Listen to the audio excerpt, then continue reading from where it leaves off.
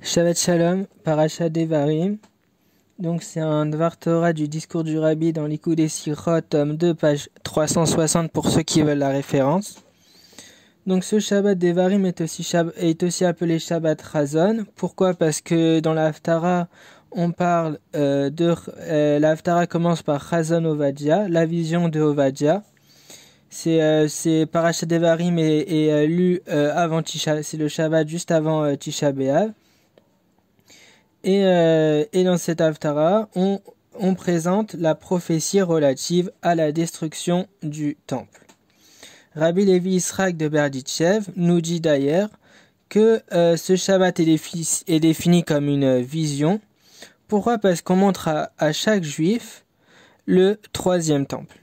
Cela veut dire que le mot Chazon donc fait allusion à la fois à la destruction. Pourquoi? Parce que dans la Haftara, on parle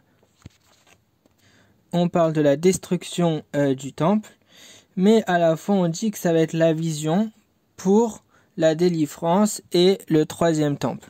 Donc dans cette paracha, on voit à la fois dans l'Haftarah, on va voir à la fois la destruction du temple et à la fois la délivrance avec la construction du troisième temple bientôt si Dieu veut. Donc on voit qu'il y a une relation entre l'exil et la délivrance. À la fois on parle de la destruction du temple, mais à la fois aussi on parle de la reconstruction du troisième temple. Quand est-ce qu'on voit qu'il y a une relation entre l'exil et la délivrance? C'est tout simplement avec Abraham. Pourquoi? Parce que Dieu il va dire à Abraham, il va dire tu auras une grande descendance, mais elle sera étrangère dans un pays qui ne sera pas la leur. Ils seront donc assujettis et ils les feront souffrir.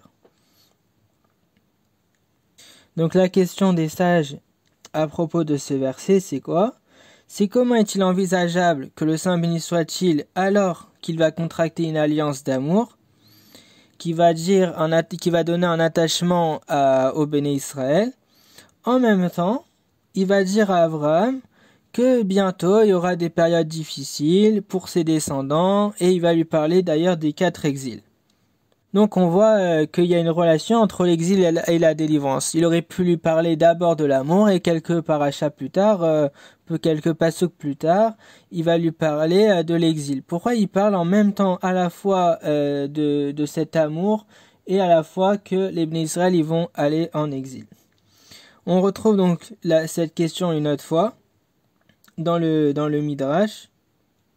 Il dit « Quand les ennemis pénètrent dans le Saint des Saints, ils virent les chérubins qui se trouvaient sur l'arche sainte face à face. » Et la Gemara elle nous dit que lorsque les chérubins étaient face à face, c'était en signe qu'en cette période, les enfants d'Israël faisaient la volonté de Dieu.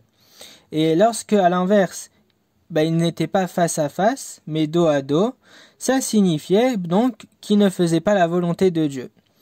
Or, quand les ennemis pénètrent dans le Saint des Saints, on aurait pu penser que c'est parce que les béné Israël ne faisaient pas la volonté de Dieu. Donc les chérubins auraient dû être dos à dos. Or, le Midrash nous dit que en fait, ils se trouvaient face à face. Ce qui signifie, d'après la Gemara, que les béné Israël faisaient la volonté de Dieu.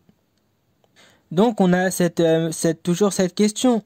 Comment ça se fait que lors de la destruction du temple, on a, qui est donc le contraire d'un temps favorable, pourquoi les chérubins étaient-ils face à face? On comprend pas trop. On comprend de là donc que c'est pas si simple, qu'il y a une complexité dans la destruction du temple et dans l'exil, et que ce n'est pas en effet de la colère de Dieu contre le peuple d'Israël ou pour la punition de ses fautes, mais au sein de cet exil existe en réalité un amour intense et merveilleux de Dieu pour son peuple. De ce fait, c'est là qu'on comprend que toutes les promesses de la délivrance ne peuvent se réaliser seulement grâce à cette période de l'exil. tout ce chemin sombre, toute la destruction du temple, tout ce qui se passe, toutes les exils, c'est en fait pour arriver à cette délivrance.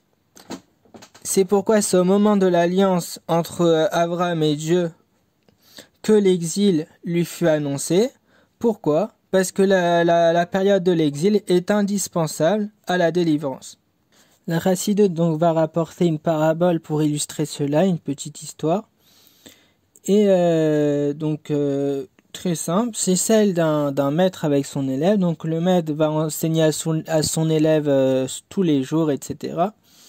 Et à un moment, ce maître va cesser de lui enseigner et il va se détacher de son disciple.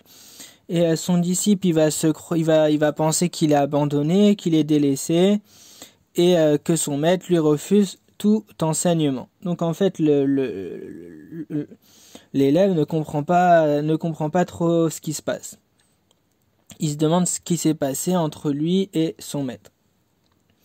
Et en fait, la raison est simple, c'est quoi ? C'est que son maître, à un moment donné, pendant qu'il lui a enseigné, il a eu une idée, il a eu une révélation entre guillemets, et il aimerait réfléchir dessus, approfondir quelque temps pour après pouvoir l'enseigner à son élève. Pourquoi ? Parce que s'il continue à lui enseigner tous les jours comme d'habitude, il n'aurait peut-être pas eu le temps de réfléchir à cette idée et il l'aurait perdu. Donc il a préféré un peu le délaisser entre guillemets pour après lui apprendre un nouvel enseignement plus important encore que ce qu'il aurait pu lui enseigner tous les jours. Oui, lorsque l'enseignant va révéler à l'élève ce qu'il a appris, l'élève va comprendre que c'était en fait pour son bien et que le temps passé, c'était pour comprendre quelque chose d'important et lui enseigner encore mieux. Et en fait, c'est ce qui se passe tout simplement aujourd'hui. Il y a des malheurs, on voit plus Dieu, il est voilé, on comprend pas ce qui se passe, on dirait qu'il nous a délaissés. Mais en fin de compte, il est là, et dans sa bonté et son bienfait, il est impossible que le mal émane de lui, de Dieu. On comprend de là que cette façon que Dieu est caché et qu'on ne le voit pas toujours est en fait quelque chose de merveilleux. C'est de cette façon que la délivrance va prendre forme. Et il y aura alors une révélation d'une lumière totalement nouvelle. Et on dit que plus la pénombre elle se renforce, plus on voit pas Dieu et on comprend pas trop ce qui se passe, puis la libération va être grande et on comprendra les malheurs de l'exil, de la destruction du temple sont justifiés pour l'obtenir. Et on dit que plus l'exil se prolonge, plus les forces un peu sont cachées, on ne comprend pas ce qui se passe, et plus la délivrance se prépare, et elle se prépare de cette façon. Plus la coupure par rapport à la parabole, la coupure entre le maître et le disciple est importante, plus la lumière brillera avec le retour du maître et sera intense et merveilleuse. Et en fait, c'est la réponse aux chérubins. On a dit comment ça se fait qu'ils étaient face à face, alors qu'on aurait pu penser qu'ils auraient dû être dos à dos lors de la destruction du temple. La réponse est simple et je pense que vous l'avez compris. Cela va donc nous montre encore une fois la dimension de la période d'exil et qu'elle ne peut pas être réduite à un temps de punition ou bien à la colère de Dieu. Et en fait, c'est plus profond que cela. Mais en fait, elle se manifeste par rapport à l'amour de Dieu pour pouvoir préparer activement la délivrance et la venue du Mashiach avec le troisième temple. Chazak, Shabbat Shalom à tous.